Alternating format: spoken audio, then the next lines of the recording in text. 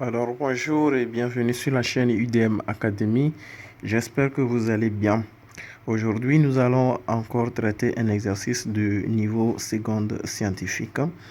Et si c'est la première fois que vous arrivez sur ma chaîne YouTube, je vous invite à vous abonner.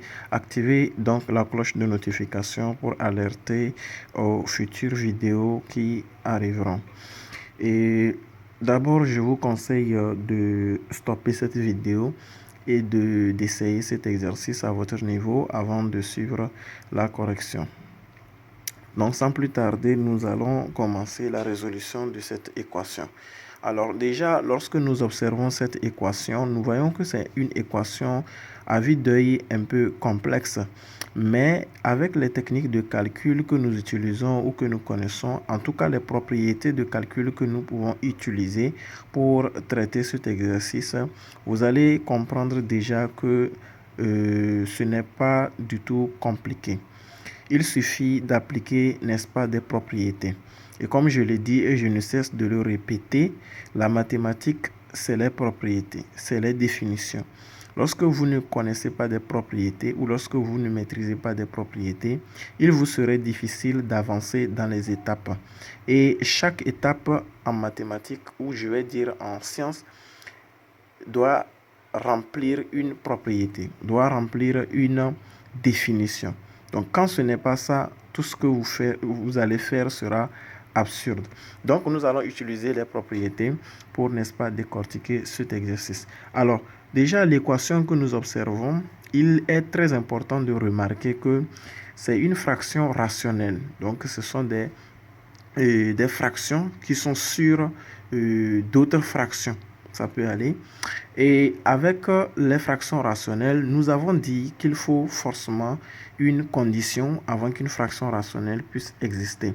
Une fraction rationnelle n'est qu'une, je vais dire, n'est rien d'autre que une écriture d'un numérateur sur un dénominateur.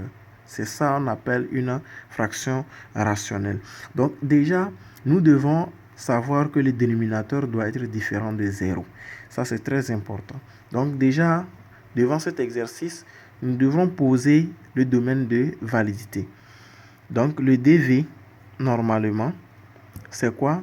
La condition, c'est que quel que soit x que nous prenons dans R, il faut que les dénominateurs, le dénominateur qui est là et le dénominateur qui est là également, soient différents de 0. Ce n'est pas fini. À l'intérieur du dénominateur, il y a aussi une fraction. Là aussi, il existe une condition pour que cette fraction puisse exister. Donc, il faudra que 1 plus x également soit différent de 0 et également 1 moins x soit différent de 0. Donc, je mets toute cette condition ici et je vous mets directement le dv.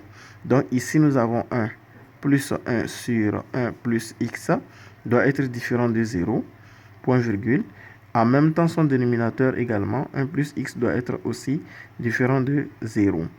Et nous avons l'autre également, 1 moins 1 sur 1 moins x doit être différent de 0, toute cette quantité, point virgule, également 1 moins x doit aussi être différent de 0. Donc voilà cette condition-là. Donc vous voyez déjà, lorsque vous faites des calculs, tout ceci doit être différent de 0 et tout ce que j'ai posé, vous allez trouver x différent de moins 1, et moins 2, pardon, x différent de moins 1, x différent de 0 et x différent de 1. Donc le dv, c'est le r privé de tous ces éléments suivant leur ordre. Donc moins 2, point virgule, moins 1, 0 et puis 1. Donc nous allons priver tous ces éléments-là dans R. Alors, pour maintenant commencer la résolution de cette équation, comme je l'ai dit déjà, les propriétés. Il est très important d'observer cet exercice avec les propriétés. Donc déjà, lorsque nous avons une propriété qui dit, quel que soit A, B, différent de 0, appartenant à R, si A est égal à B, ce qui équivaut à l'inverse également est vrai. C'est une propriété qui le dit. Donc déjà, comme il y a l'équivalence, ça veut dire également que si nous avons 1 sur A égale à 1 sur B, c'est-à-dire s'il y a l'égalité des éléments, égalité de l'inverse d'une fraction, c'est-à-dire que c'est aussi équivalent à l'égalité de ces nombres-là. Donc, nous allons observer notre exercice en déjà constatant que ici, nous avons l'inverse de tout ceci. L'inverse de tout ceci. Donc, en appliquant cette propriété, nous pourrons directement dire que nous avons donc 1 plus 1 sur 1 plus x. Ceci serait donc égal à quoi? 1 sur... non. Ça ferait déjà 1 moins 1 sur 1 moins x. Voilà. Donc déjà en observant ça, je barre ceci. Donc déjà en observant cela, ça nous permet de décrire ça de cette façon. Bien. Aussi, vous voyez que en quittant cette étape, pour cette étape, on a dû utiliser une propriété. De la même manière, en observant 1 plus 1 sur 1 plus x égale à 1 moins 1 sur 1 plus x, il y a aussi une propriété qui nous dit si nous avons A, B et C appartenant à R, alors ce qui équivaut à quoi? Ce qui équivaut à quoi? Lorsque nous avons si ABC appartient à R et que nous avons point virgule et que nous avons A égale à B, ce qui équivaut aussi à quoi? A plus C égale à B plus C. Vous voyez, donc ce sont des propriétés qu'il faut toujours utiliser. Alors ici, qu'est-ce qui va se passer? Nous voyons que nous avons déjà une expression ici et une autre expression là. Donc, c'est notre A et c'est notre B. Dans la propriété, nous voyons que le C, c'est le 1. Le C ici, c'est le 1. Donc, on pourra appliquer cette propriété en disant également ici que nous avons 1 sur 1 plus x égale aussi à moins 1 sur 1 moins x. Vous voyez déjà? Donc, arrivé à cette étape également, nous voyons aussi que nous pouvons utiliser la première propriété que nous avons énoncée ici. Il y a égalité entre les nombres que lorsque il y a égalité aussi de l'inverse de ces nombres. Donc ici, nous pouvons aussi appliquer cette propriété en disant que ça fait quoi? Ça fait donc 1 plus x égale à moins facteur de 1 moins x. Et là, ça devient simple. Nous pouvons donc développer. Ça fera 1 plus x égale à moins 1 plus x. Et donc, il y a toujours l'équivalence.